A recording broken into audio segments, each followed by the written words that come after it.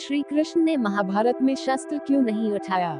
जब धर्म और अधर्म आमने सामने खड़े थे, जब कुरुक्षेत्र की भूमि पर युद्ध की लहरें उठ रही थीं, तब भगवान श्री कृष्ण भी वहां मौजूद थे, लेकिन हाथों में ना तो कोई धनुष था, ना तलवार। आखिर क्यों? यह प्रश्न केवल एक जिज्ञासा नहीं है, बल्कि उस गहरे संदेश की कुंजी है जो श्री कृष्ण ने पूरे विश्व को दिया। महाभारत से पहले दोनों पक्ष सहायता के लिए द्वारका पहुँचे।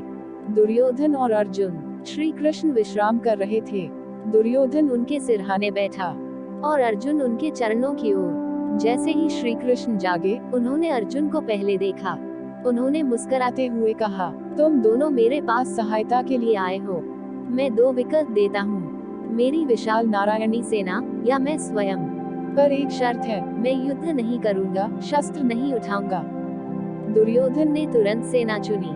अर्जुन ने बिना किसी संकोच के कहा, प्रभु, मुझे केवल आप चाहिए। कृष्ण ने युद्ध में शस्त्र न उठाने का वचन इसलिए लिया क्योंकि वे मानवता को एक गहरा संदेश देना चाहते थे। धर्म की रक्षा केवल ईश्वर की कृपा से नहीं, बल्कि अपने कर्म से होती है। ईश्वर दिशा दिखाते हैं, लेकिन चलना मनुष्य को स्वयं होता है।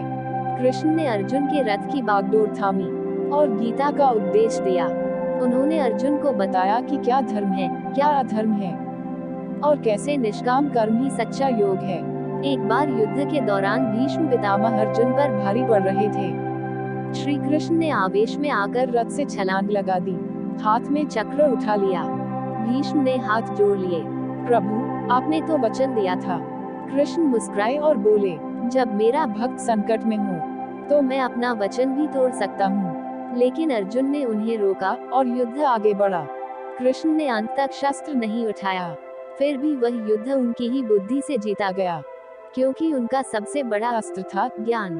कृष्ण ने यह दिखाया कि जब तक मानव स्वयं आगे नहीं बढ़ेगा, ईश्वर भी केवल मार्गदर्शन कर सकते हैं। श्री कृष्ण ने लड़ाई नहीं लड़ी, लेकिन जीत उन्हीं के कारण हुई।